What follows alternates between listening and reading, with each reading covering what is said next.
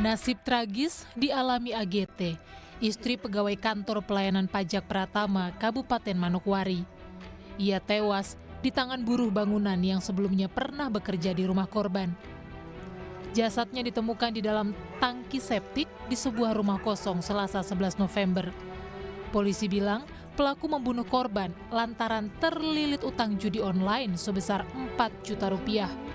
Pelaku mendatangi korban yang tengah sendirian di rumah dengan modus ingin memeriksa kondisi dapur yang pernah direnovasi.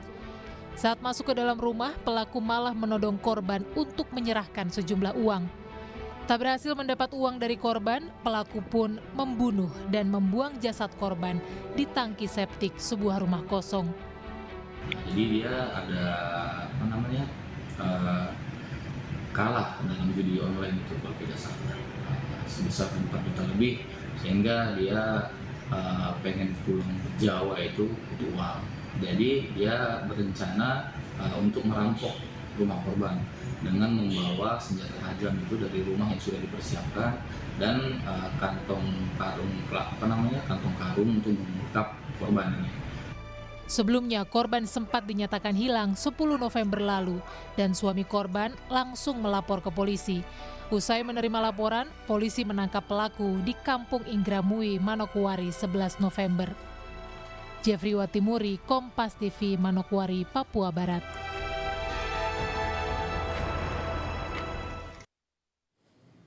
Polisi pun ungkap motif pelaku pembunuhan istri pegawai pajak karena terlilit utang jodol. Dan atas perbuatannya, pelaku dijerat pasal pembunuhan berencana dengan ancaman hukuman mati.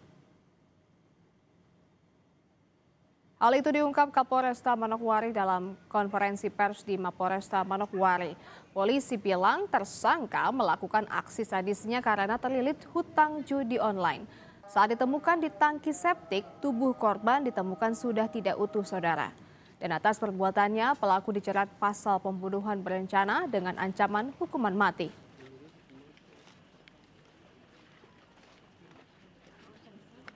Dan ini muncul dengan adanya niat tersangka. Ya, ini menurut pengakuan dari tersangka, muncul niat tersangka untuk melakukan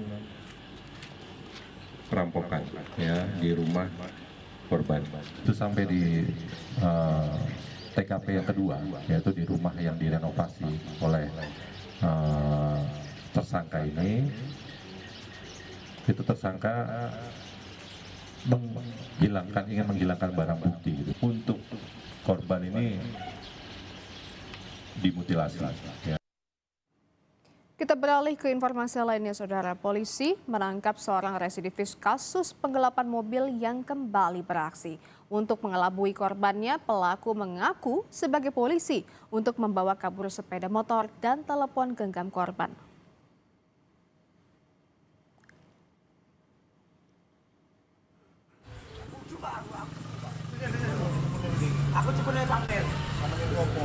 Pria yang diketahui sebagai residivis kasus penggelapan mobil ini ditangkap tim Reskrim Polsek Penjaringan Jakarta Utara di kawasan Penjagalan Jakarta Utara. Dia dibekuk usai membawa kabur sepeda motor dan telepon genggam milik pengemudi ojol. Kepada korban, pelaku mengaku polisi dari Reskrim Polsek Tambora sambil menunjukkan kartu identitas polisi palsu dan senjata api. Sebelum membawa kabur motor dan telepon genggam, pelaku meminta korban diantar ke kawasan Kalijodo, Jakarta Barat dengan alasan hendak menangkap tersangka curanmor.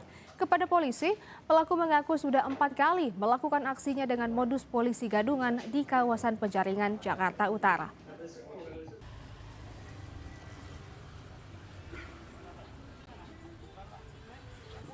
Atau tersangka menyampaikan identitas polisi, kemudian meminta handphone dan motor dari korban, kemudian membawa lari kendaraan tersebut. Nah, di sini pelaku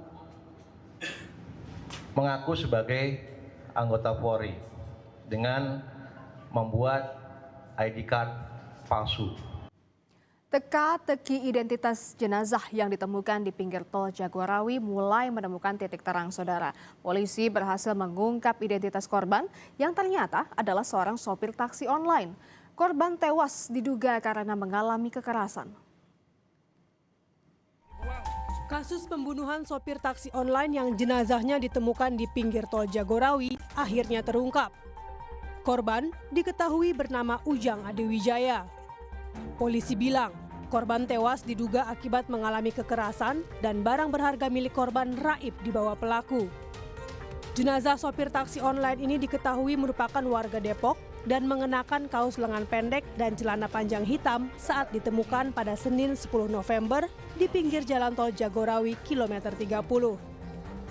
Identitas korban sejauh ini sementara diperoleh adalah saudara U, usia 57 tahun dan profesi karyawan swasta.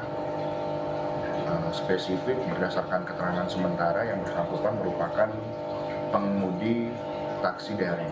Juga yang bersangkutan juga tentunya sebagai taksi daring pun juga memiliki gawai handphone atau telepon seluler yang saat kita temukan di lapangan memang barang-barang tersebut tidak ada, yang berkemungkinan barang-barang tersebutlah yang kemudian diambil oleh terduga pelaku. Sementara itu, istri pengemudi taksi online yang ditemukan tewas mengaku suaminya tidak bisa dihubungi sejak hari Minggu. Istri korban juga sempat mendatangi pangkalan taksi online untuk mencari tahu keberadaan korban. Jam berapa dari rumah? Berangkatnya itu waktu hari Minggu itu jam 10 dari rumah. Udah gitu, ya udah itu dia. Berangkat dari rumah jam 10 ya dari situ saya lost kontak. Maksudnya lost kontaknya.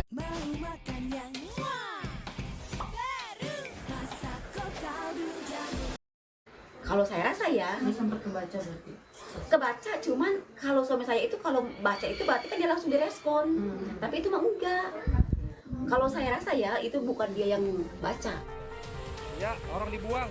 Kini keluarga korban berharap polisi bisa mengusut tuntas kasus kematian korban. Terlebih, pelaku pembunuhan telah berhasil ditangkap. Tim Liputan, Kompas TV. Program